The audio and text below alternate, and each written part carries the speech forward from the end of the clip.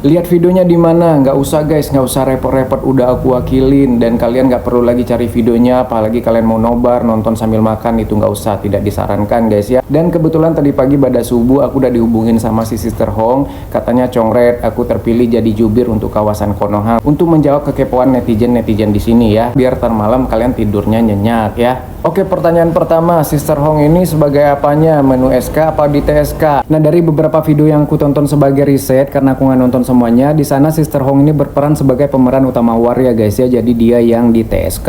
Kok bisa tertarik ya, sedangkan kayak gitu auranya? Ya, walaupun di sini Sister Hong ini auranya kayak mau ngangkut sawit, tapi dia ini memberikan treatment membuat si cowok-cowok ini nyaman guys ya. Jadi dia ini merayu si cowok-cowok ini dengan cara bikin nyaman, didengerin curhatnya, dia juga curhat gitu ya. Nah, setelah si cowok-cowok ini merasa nyaman, barulah Sister Hong ini menawarkan jasa servis ganti oli gratisnya guys. Nah, dia menawarkan untuk mereka ini datang ke apartemennya, tapi satu persatu ya dia nawarinnya, bukan barengan gitu kan, mereka bukan mau party di Villa Puncak ya. Dan dia hanya meminta cowok-cowok ini untuk membawakan dia makanan atau oleh-oleh ala kadarnya, seikhlasnya, seridonya aja ya, etika bertamu lah guys ya. Kalau di Indonesia kita bawa martabak mungkin gitu ya. Nah, makanya banyak video yang beredar kan ada cowok-cowok itu membawa makanan kayak semangka setengah begitu ya, ada juga katanya bawa beras gitu guys ya. Jadi banyak yang memparodikan itu sekarang kan. Nah, terus apa nggak pada curiga tuh kan, jelas-jelas walaupun dia udah pakai wig dan dandan seperti ini, tetap aja kan kita bisa tahu kalau dia ini bokap-bokap gitu ya. Nah, nggak guys, caranya dia ini dia pakai filter pada saat mereka ini video call ataupun pada saat mereka teleponan. Di video call juga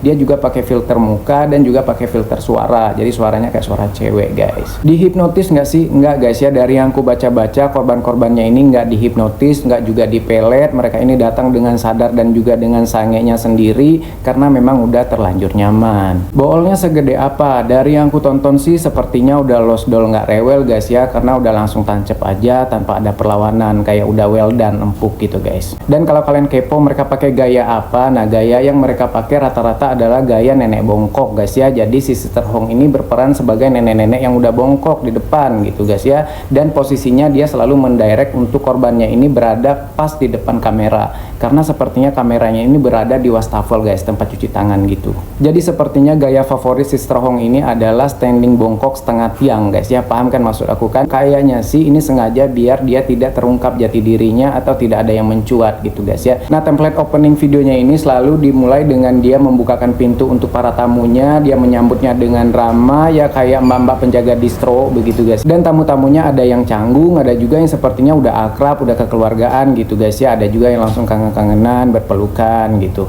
Nah, setelah itu tanpa banyak cengkune, tamunya ini langsung diminta untuk membuka apa yang sekiranya perlu dibuka, jadi unboxing begitu, dan tamunya melakukan itu sendiri guys ya, dengan sukarela kan. Nah, setelah si tamunya ini udah polos dan gondal-gandul, barulah diservis sama si Sister Hong ini. Ada yang dimulai dengan transfer data melalui indera pengecap, ada juga langsung ke acara hiburan karaoke. Nah, setelah Sister Hong ini merasa cukup olah vokal pakai mic yang rata-rata cuma segede clip on doang itu guys, barulah Sister Hong ini ngambil posisi sopan gak sopan sih, dia membungkuk membelakangi si tamunya ini guys. Dan sepertinya Sister Hong ini adalah tipe paman-paman Tiongkok yang jarang pakai cangcut guys ya, karena biasanya dia cuma ngangkat roknya doang, ngasih akses terbatas gitu untuk proses pengeboran. Jadi saat mereka hoa-hohe, saat mereka mukbang tahu hot jeletot juga, si Sister Hong ini selalu dalam kondisi full dress guys ya, kayak ibu-ibu mengambil rapot lah. Terus apakah mereka ini nggak pakai softcase? Kok bisa tertular virus happy puppy? Ya, kalau dari yang kulihat sebagian ada yang pakai softcase, ada yang enggak guys ya. Rata-rata yang pakai softcase itu tamunya bawa sendiri dan pasang sendiri juga.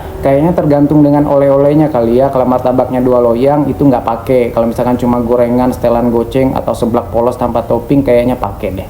Oh ya, di film ini juga kameranya cuma satu aja, jadi angle-nya cuma satu, monoton banget karena kameranya cuma kamera tersembunyi aja, master aja, nggak ada follow-nya, nggak ada close up-nya, nggak ada slow-mo, nggak ada detailnya begitu ya. Jadi jangan berharap banyak di film ini. Nah, seperti contohnya si abang-abang sterek ini guys ya, dia setelah mereka tuh melakukan hoa-hoe itu, si abang ini dikasih pisang guys, jadi kayak barter pisang, dan mungkin pisang ini adalah oleh-oleh dari tamu sebelumnya. Nah, singkat cerita intinya semua episodenya film ini happy ending guys ya, tidak ada yang ending, dan si tamunya pulang, si Sister Hongnya mungkin akan manggil tamu yang lainnya lagi gitu guys ya. Oke gitu guys ya, review aku soal film Sister Hong di Bengkel Bubut ini. Jadi semoga kalian gak penasaran lagi, semoga kalian gak cari-cari videonya, karena aku takut dari aku beritain ini kalian jadi nonton videonya nobar di keluarga kalian atau di RT, di pos ronda gitu. Jangan guys ya, dosa guys, nanti dosanya jariah ke aku lagi. Jadi intinya film ini tidak recommended untuk ditonton, apalagi jadi tontonan keluarga, nggak cocok guys ya. Kalau aku kasih ratingnya 2/10 ini guys ya. Ini juga aku kasih 2 karena aku masih ada rasa kasihan lah, mereka udah capek-capek ya syuting film sampai bercucuran keringat gitu ya.